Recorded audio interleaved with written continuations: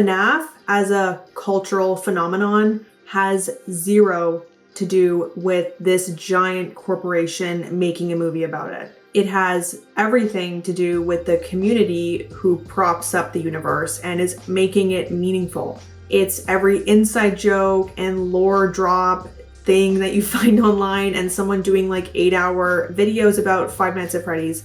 That is what makes this community special. It's meaningful because of people that really like the series and obviously the creator, but me dogging on this movie is not dogging on what the fans have built. When I'm attacking this movie, I'm not attacking the fandom. And historically, fandoms like really bad movies, and that's fine. There's nothing wrong with a movie being really bad. It's not a crime. All the cheesy early 2000s horror with bad CGI, we love them. We really like them, and they're cult classics. So everything I say negatively about this film, I don't want any fans to take it personally. I want you to know that the community is special because of people and not because of fucking Jason Blum making a movie about it. So I'm giving this film 3 out of 5 stars, and I do think it is worth your movie ticket, but with caveats. And in this review, I'm looking at the film as a standalone piece of media. I'm not looking at it in the context of the millions of other things about Five Nights at Freddy's. I'm looking at it as a standalone film. So I went into this movie not really liking Five Nights at Freddy's 1. I thought the effects were amazing. I wrote that in my review 2 years ago. The movie was really cheesy, a lot of long-winded dream sequences that were kind of stupid. I just generally dislike Blumhouse films, which is the Five Nights at Freddy's movies are Blumhouse movies. I think that studio, which is the horror studio, which I think is really stupid, is they throw everything at the wall to see what sticks, and it's giving greedy, and I don't think that they make good movies. As a horror aficionado, I think that just because Blumhouse is a few gems that came out of the studio doesn't make it a good studio. And I think if you're making 99% garbage and you have a few good independent films that you bought, it doesn't make you the best horror studio just because you're pumping out fucking garbage. And for example, Sinister, Get Out, and Whiplash all are Blumhouse films. And if you compare those to Imaginary, also Jason Blum, who owns Blumhouse, says that we need to embrace AI in filmmaking, which is just pissing me off. But he also says he doesn't know what makes a script good, which, yeah, I know, because your fucking studio is buns. The majority of Blumhouse films, to me, are masquerading as horror. They're not involved in the community. I see Blumhouse as marketed to people who don't really watch horror, who would like to go have a spooky time at the theater once every blue moon. That's how I see their films. They've made remakes of brilliant foreign films like Martyrs and Speak No Evil and just make them bad and tone down any of the social commentary or the gore at a level 1. Their films intentionally tone down violence and gore to a 1 so they can market it to a more accessible audience of basically some more kids. They just want to market it to as many people as possible, and they will fight to the death for that PG-13 rating. Blumhouse loves PG-13 rating for horror no matter what, which is just doesn't make sense to me. It's more profitable that way, and that's not the way you should do filmmaking. And you do have outliers to this rule, Soft and Quiet and Green Inferno are pretty fucking gory, but those are outliers, and Green Inferno is just so offensive. It's actually crazy. It's maybe one of the most offensive jungle horror movies ever. They also have cheesy writing. The most shameless offenders to this are movies like Firestarter, Unhuman, Night Swim, and yes, Imaginary. I hate that movie. They also historically make movies with the cheesiest, stupidest writing. And it's way too many to be a coincidence that their studio pumps out the worst writing I've ever seen in my life. This isn't to say though that I don't enjoy them, because I like to laugh at bad movies and it's funny because some things are so corny you can't not laugh. I had fun in the theater at Imaginary because I was laughing at the guy with the beaded giant necklace who like went on tour with one guitar in a like RV and no band. Like it was the weirdest thing.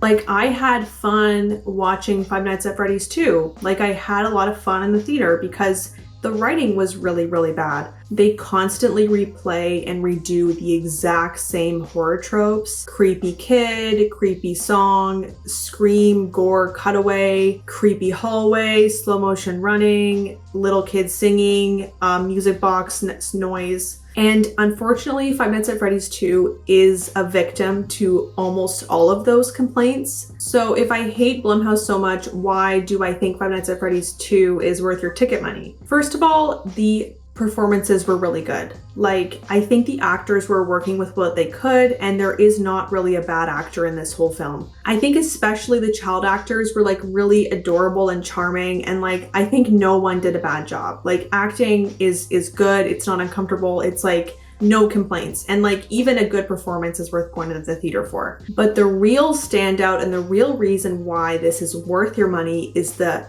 way that this film looked. The production design and the costumes and the effects. I cannot believe how incredible the set looked. The animatronics were beautiful and so eerie and so menacing, and they really put like a lot into making them, and you can tell. They had this really cool set that had like boats and little rides, and it was like just so fun to see on the screen.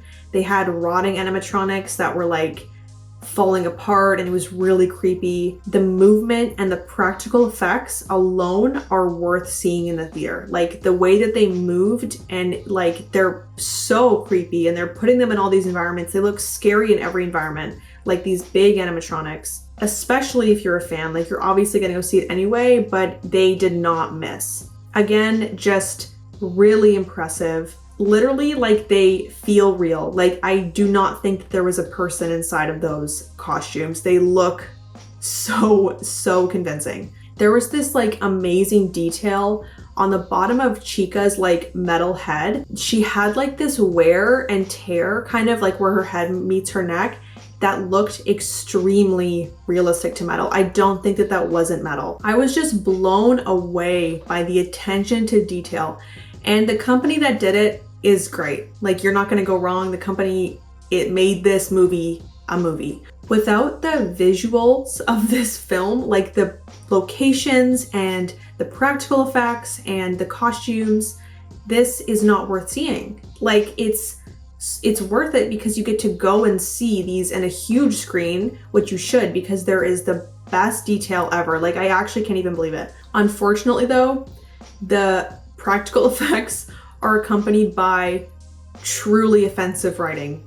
Like, like I don't want to be mean right now, but I think I have to be, because the pacing and the writing was so fucking bad that I was basically laughing the entire movie at it. So like I had fun. Like I'm not saying that I didn't have fun. I was laughing and giggling and having a really fun time seeing these animatronics and laughing at the writing. Like it was fun. But at the same time, the dialogue and the plot of this movie is just awful. It is so incredibly convoluted plot-wise while also being incredibly stupid dialogue-wise. And it's like, it didn't gain any meaningful depth or suspense by having the plot be so weirdly complicated. Like when I was watching the movie, I was aware and anxious about like where the characters were gonna end up, because it was like halfway through the movie, I'm like, what's gonna happen?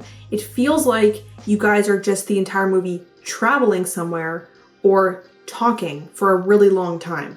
Like the little bits of the animatronics were like actually few and far between, and there was not nearly enough of them. And these like long-winded dialogue stretches sound like almost AI generated, and I don't want to make that criticism and it be not true, because that's horrible, but they sounded not like a human wrote them. They don't add any depth while pressuring the audience to feel depth. They're like, you need to feel sad. And it's like, what are you talking about? And there were points where you could tell that they did like 2 takes and they smushed takes together that explained something like twice, or explained it like once and then said it again, so like it was really obvious what was happening. And it seems like they were trying to hammer home points that like maybe a young child wouldn't have caught right away. And they were writing this film for kids. It feels like the studio was constantly telling writers, make it so my 6-year-old can understand this because it's not clear enough. And I think that that is not like a good way to write a horror movie. And there should be accessible horror, I guess, for kids, but like I don't really think that this is like the one to do it with. Like Goosebumps is good like beginner accessible horror. Like it's creepy and there's no real gore. But like Five Nights at Freddy's is pretty disturbing. And they're kind of writing it for like 6 to 10-year-olds, it feels like. Some of the stupider points in this film were when Josh Hutcherson was like hacking into the mainframe, which was actually just like a drop-down menu. And it was pretty like it was a pretty friendly user interface. And he's like hacking into the mainframe. You cut away to a different scene for like 10 minutes. You go back to Josh Hutcherson and he hasn't made any progress. And he's just wildly typing on a drop-down menu thing. And it's like, what are you typing? I don't understand. And people also keep falling into this disgusting, creepy river that like is maybe 4 or 5 feet deep. And like their waist, like their chest down is in the water. Some people it's their waist down. And it's like, there's like a ledge next to them, but they just stay in the water for like the longest time. Like the characters don't get out of the water. Like they don't even try. It's like the director said, no, stay in the water. We're gonna pretend like you're in the water, you're trapped, but there's nothing trapping them there. They just don't want to get out of the water. Like, yes, that river was beautifully made in the eeriest, like creepiest, grungiest, cool way. And then you have characters acting a fucking fool in there. Like it doesn't make sense. And so many other stupid shit happens. Like this one character gets into a car accident and as she's like crashing and basically rolling down this fucking hill, her hair at the end of her crash is still in perfect beach waves and there's no blood, there's no anything. Like she's just like in the car with perfect beach waves saying like, oh my God. And it's not the actor's fault. Like it's definitely a writing and direction issue. And like, you can tell there was like uncomfortable stretches between takes. Like that's how it felt. And I'm not even gonna mention the evil brother character who like is always making these weird eyebrows at the camera and who is constantly saying like, you don't know my sister. She's crazy. She's a liar. Like, who is that? Like, I don't know the lore, but the way that they shoehorned him in the plot is the stupidest thing ever. His backstory makes no sense. His arc makes no sense. And then when one of the main characters, like the daughter of the person who was making the animatronics, when she gets ousted for having this secret evil brother, Josh Hutcherson says, like, get out of my face, liar. And that's not like in character for him. And like, she just like spilled her heart out. And the weirdest and most jarring thing about this film is the puritanical sprinkles in it. And I don't remember this happening in the first movie. I don't remember there being like God in it, but there are like 3 separate times where one of the characters references heaven and like going to heaven when you die. There's nothing wrong with being Christian, but it is strange to like have Christian overtones in Five Nights at Freddy's 2. It's just a little weird. And like, I was so surprised by like the addition of like this Christianity element. And there's also this like puritanical weird subtext of like the devil being like the real devil on your shoulder. I think that's weird. I think he was almost getting into nefarious territory, which if you know what that movie is, like, you know what I'm talking about. I don't think I liked that addition. So if a movie starts at 5 stars until proven guilty, this one gets -5 stars for the writing, directing, and plot. And it gets +3 stars for the animatronics, practical effects, and production design. And that's why it's worth seeing. I think it's worth seeing because it's funny, not because it means to be funny, because the jokes that it actually wants you to laugh at are truly bad. To put it into perspective, the jokes that this movie wants you to laugh at, for me, this is just my personal opinion, when people in the theater would laugh at them, I would lose like a little bit of faith in humanity. And I don't know what that says about me, but I was thinking like, wow, you guys are really dumb. Because that's the stupidest joke I've ever heard of. So that's my completely unprofessional movie review opinion. I think I want to do more of these like short movie review videos because I was thinking like the way my channel is going and what kind of content I'm liking to do, I was thinking I would be able to do video essays about every movie, but that's just not happening because not every movie needs a video essay. Like they're not all that profound. So if you like a short movie review, let me know because I'll make more. I think I'm gonna at least make them for every theatrical release that I go see. And there's a lot of good ones to like get excited about right now. So yeah, peace and love. Thanks for clicking. Don't get mad at me because I didn't like the movie. I still want you to go see it. Like I'm still telling you it's funny and it's like fun to watch. Don't think it's like cool that we're like giving kids slop. Like I feel like you should trust that kids can like have complicated thoughts and like not have the worst writing ever. I don't understand.